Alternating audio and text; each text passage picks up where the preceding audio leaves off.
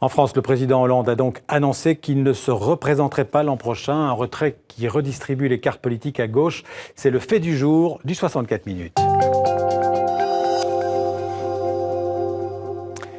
François Hollande s'est donc présenté hier soir devant les Français pour leur annoncer qu'il ne serait pas candidat à sa propre succession en avril prochain. Ils étaient peu nombreux dans la confidence. François Hollande a ménagé son effet de surprise.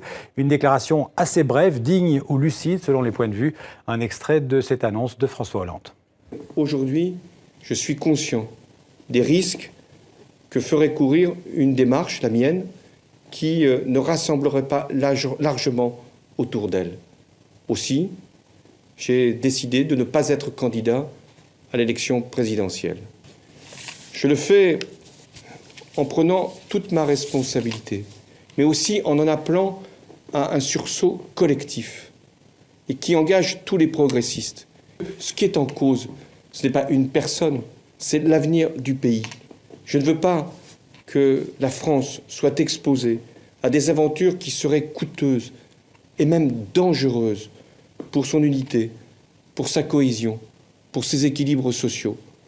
Cette décision surprise de François Hollande a évidemment provoqué de nombreuses réactions politiques en France. Je vous propose un florilège de ces réactions rassemblées par Nicolas Georges. Début 2016, il souhaitait que François Hollande se présente à la présidentielle.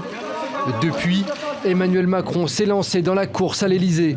Ce jeudi sur RTL, l'ancien ministre de l'économie a salué cette décision. Il a lui-même fait état de son bilan et compte tenu du contexte, je crois que c'était une décision courageuse à prendre et il l'a prise. Voilà. Pour Manuel Valls, Premier ministre et potentiel candidat à la présidentielle, la décision de François Hollande force le respect.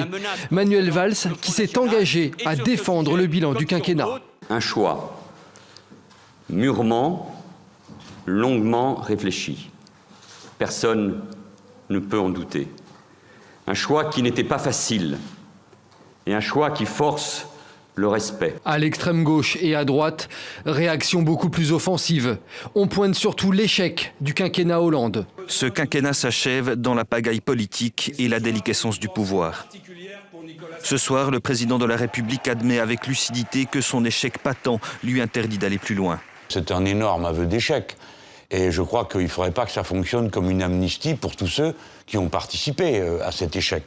Même réaction pour Marine Le Pen. Selon elle, François Hollande ne pouvait pas faire autrement. Il était rejeté massivement, donc c'est pas un problème de courage, c'est un problème de lucidité. Quant à François Hollande lui-même, il l'a confirmé lors de son discours. Ces prochains mois, il va revêtir exclusivement ses habits de chef de l'État pour laisser au placard ceux de candidats à sa propre succession. Alors après le renoncement de François Hollande, l'analyse de notre éditorialiste politique Laurent Bazin. Bonsoir Laurent. Bonsoir.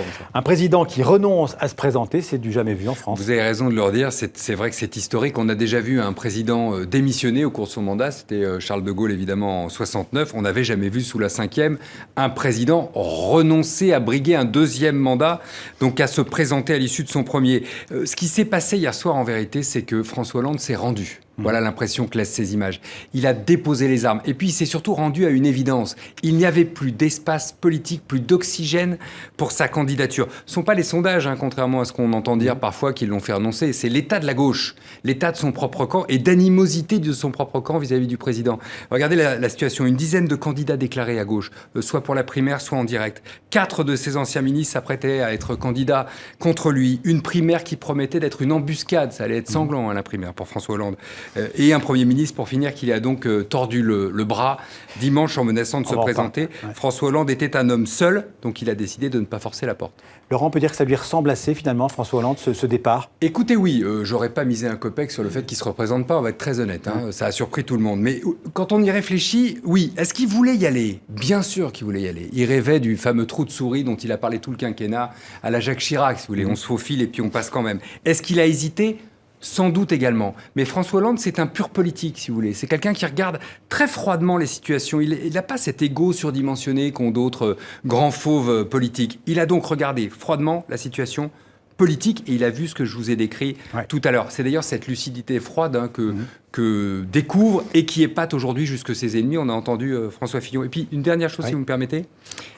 François Hollande n'a jamais oublié le coup de tonnerre du 21 avril 2002, l'élimination de la gauche. Il était premier secrétaire du PS. Il a préféré, plutôt que d'être celui qui s'obstine et qui s'humilie, sans doute d'être celui qui jette l'éponge, abandonne, mais pour essayer de sauver son camp, même si personne n'est dupe du drapé sacrificiel. Alors Laurent, on va vous retrouver dans un instant, mais on a aussi avec nous par téléphone Bruno Cottresse. Bonsoir, vous êtes politologue, spécialiste des politiques françaises et européennes. Alors, hier matin, vous encouragiez le président Hollande à dire rapidement aux Français s'il comptait se représenter ou non. On peut dire que vous avez été entendu. Et hier soir, paraît-il, vous n'étiez pas loin de l'Élysée.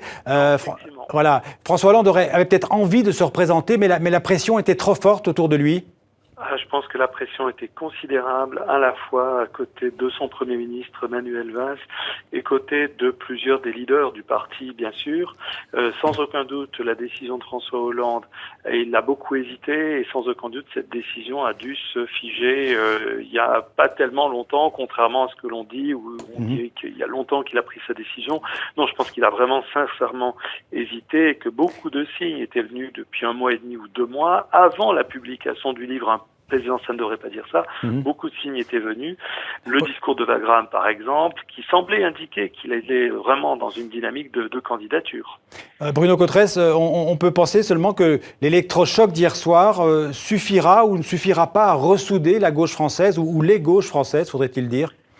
Eh bien, ça ne suffira pas parce que, sans aucun doute, l'électrochoc va avoir comme effet de réduire, au fond, tous les égos et de réduire tous ceux qui pensent qu'ils peuvent avoir une chance à la primaire. Je pense que l'appel à François Hollande à l'unité devrait être quand même entendu, mais en même temps, on a une gauche qui est terriblement divisée sur l'enjeu économique et elle n'a pas réglé, par la disparition de François Hollande du tableau, elle n'a pas réglé le grand conflit ou la grande bataille d'interprétation à gauche sur qu'est-ce que ça veut dire aujourd'hui une politique de gauche dans une économie globalisée, ouverte, qui doit faire face à des défis comme les dettes publiques, comme le niveau d'endettement public, comme les contraintes européennes. Et ceci est devant nous. Merci Bruno Cottresse pour ces précisions. Laurent Bazin, je le disais, restez avec nous. Alors, on peut dire d'une certaine manière que François Hollande a été piégé. Moi, je pense que François Hollande s'est piégé lui-même. Il s'est piégé lui-même pendant 4 ans et demi avec ses promesses de campagne, avec sa promesse d'inverser la courbe du chômage, c'était en 2013, avec sa gestion de l'affaire Leonarda, avec la gestion de son affaire avec Julie Gaillet, avec la déchéance de nationalité pour finir avec son livre aux journalistes. Non, il s'est piégé lui-même, François Hollande. Il est le bourreau de lui-même, comme disait Baudelaire. Léoton Timorouménos, en grec. Un mot encore à propos de Manuel Valls. On sait quand le Premier ministre va se déclarer ? Incessamment sous peu. On va devenir prudent parce que la politique française est un peu rentrée dans sa 4e dimension. C'est vrai qu'il faut être de plus en plus prudent. Moment. Enfin, en tout cas, à Nancy, où il était aujourd'hui, le Premier ministre cachait mal sa joie, pas pendant le discours, où il était droit comme un i, comme il sait l'être, mais en revanche, juste avant le discours. Regardez-le, quand il ajuste les micros, avec quel bonheur. Voilà, là, il goûte sa joie. Là, c'est Manuel Valls, qui s'est préparé en vérité pendant 4 ans à monter au stade supérieur de Premier ministre, puis pendant 2 ans, Premier ministre, même s'il se disait loyal, et c'était le cas, a brigué à un moment le poste de chef de l'État si le président lui-même était empêché. Il en rêvait. François Hollande lui permet de le faire. Merci Laurent Bazin. Alors hier soir, François Hollande a affirmé qu'il n'avait qu'un seul regret depuis son arrivée à l'Élysée, avoir proposé la déchéance de nationalité après les attentats de 2015. Je pensais, a-t-il dit, qu'elle pouvait nous unir alors qu'elle nous a divisés. Un rappel avec Antoine Delpierre. Je n'ai qu'un seul regret et je veux ici l'exprimer. C'est d'avoir proposé la déchéance de nationalité parce que je pensais qu'elle pouvait nous unir alors qu'elle nous a divisés. Ce regret, François Hollande l'avait sans doute déjà ce 16 novembre 2015, 3 jours après les attentats de Paris, lorsqu'il prône cette révision de la Constitution au Congrès réuni à Versailles. Nous devons pouvoir déchoir de sa nationalité française un individu condamné pour une atteinte aux intérêts fondamentaux de la nation ou un acte terroriste, même s'il est né français. Je dis bien même s'il est né français. Car depuis toujours, par conviction idéologique, François Hollande est opposé à la déchéance de nationalité. Mais c'est son raisonnement à lui, il a toujours dit ça. Il pense que la France allait basculer dans les ténèbres après les attentats, surtout du 13 novembre, et qu'il fallait prendre une mesure très spectaculaire, inattendu, choc, pour dire, vous voyez, même moi qui suis contre cette idée-là, je vais la faire voter pour montrer que je veux l'union nationale. Mais aussitôt, le débat s'envenime. Dans la rue, les manifestations se multiplient contre l'état d'urgence et la déchéance. Une partie de la gauche refuse de soutenir la proposition. Chargée de défendre cette révision constitutionnelle, la garde des Sceaux d'alors, Christiane Taubira, est en total désaccord. Oui, je pense que la déchéance de la nationalité n'est pas souhaitable pour des Français binationaux. L'efficacité est absolument dérisoire. Mais malgré la démission de la ministre suite à ce couac gouvernemental et l'adoption du texte par l'Assemblée nationale, rien n'est joué. Le Sénat, lui, veut limiter la déchéance de nationalité aux seuls binationaux auteurs d'actes terroristes et non aux binationaux et mononationaux comme l'ont décidé les députés. Les tractations échouent. En mars, François Hollande abdique. L'Assemblée nationale et le Sénat ne sont pas parvenus à se mettre d'accord sur un même texte. 4 mois houleux dont François Hollande ne sortira pas indemne, mais finalement peut-être soulagé. Alors le bilan de ce quinquennat n'est pas encore définitif, mais en politique étrangère, François Hollande aura été un président très actif, notamment en Afrique, dans la lutte contre le terrorisme. Slimane Zeguidour, notre éditorialiste international, nous a rejoint. Bonsoir Slimane. Bonsoir. Alors Slimane, en Afrique surtout, je le disais, on peut parler d'un Hollande soldat, d'un Hollande chef de guerre. Oui, ce qu'on retiendra, c'est qu'en 58 ans de Ve République, jamais un président n'aura entrepris autant d'interventions militaires sérieuses en si peu de temps. Vous parlez de l'Afrique, effectivement, il y a l'intervention en Afrique, au Mali, qui a été un succès, au moins initial, puisque la France a sauvé le régime malien et a pu faire organiser des élections, empêcher les djihadistes d'arriver à Bamako, et empêcher les djihadistes de s'emparer de Bamako, où ils auraient installé une mini-république islamique. Ensuite, l'armée française a dû intervenir en Centrafrique pour stabiliser la situation, en passant le relais aux troupes de l'ONU.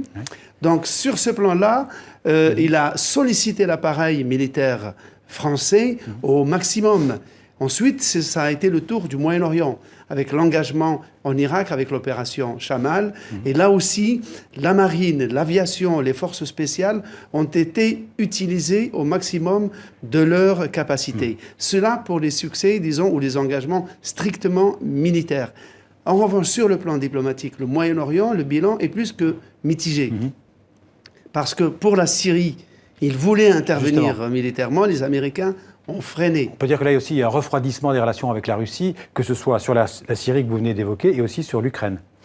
Oui, alors d'abord, il y a eu l'Ukraine, où les Russes ont été surpris par la virulence de la position française, qui s'est traduite par l'annulation de la vente, de la livraison des 2 Mistral qui avaient été commandés et dûment payés par les Russes. Et sur la Syrie, en quelques mots. Donc on revient sur la Syrie. Effectivement, d'emblée, la France s'était enfermée dans une position extrêmement rigoureuse qui demandait le départ préalable de Bachar al-Assad. Ce que ni les Américains ni les Russes ne demandaient.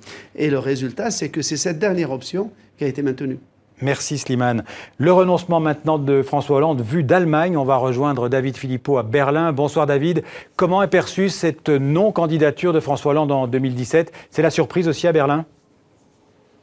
Écoutez, non, on ne peut pas dire que cette annonce a énormément surpris ici, en tout cas pas les gens qui suivent la politique française. C'est plutôt l'inverse qui aurait surpris les Allemands si on suit leur logique, vu la cote d'impopularité de François Hollande. C'est l'idée d'ailleurs que reprend l'hebdomadaire Der Spiegel qui traite le retrait plutôt que la défaite, même si certains journaux, évidemment, reconnaissent le caractère exceptionnel de la décision. Un moment historique, selon la correspondante du journal Die Welt à Paris, qui écrit « François Hollande a décidé d'entrer dans l'histoire comme un président normal qui n'a pas voulu laisser passer son intérêt personnel avant celui de la nation ».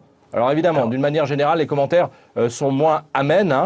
Si je vous prends l'exemple de la Frankfurter Allgemeine Zeitung, le président laisse derrière lui un champ de ruines à gauche, un président qui a beaucoup promis et tenu peu de promesses, ou encore, autre exemple, le journal Bild qui dresse déjà le bilan de la présidence Hollande, un bilan globalement négatif. Le tabloïd fait la liste, le chômage, l'Europe, les déficits, la déchéance de nationalité.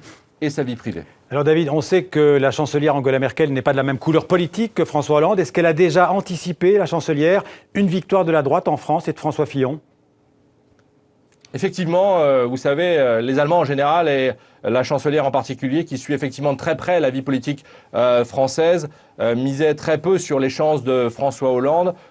Et donc, évidemment, tout le monde prend bonne note ici du fait que François Fillon, est plutôt haut dans les sondages et qu'il a de bonnes chances d'emporter la main s'il venait à se présenter donc à la présidentielle française.